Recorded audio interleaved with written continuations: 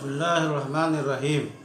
آپ نے سوال کیا ہے کہ اگر کسی نے اپنے وطن سے مغرب کی جانب شرعی سفر 48 میل 77 کلومیٹر کا کیا اور مسافر رہا، پھر وہ وہاں سے واپس ہوتا ہے اور واپس ہوتے ہوئے اپنے وطن اپنے شہر سے گزر کے مشرق کی جانب چلا جاتا ہے 15-20 کلومیٹر، تو کیا اب یہ 15-20 کلومیٹر جو اپنے وطن سے آگے بڑھ گیا اور کیا اس کا شمار پچھلے سفر میں ہوگا یا نہیں؟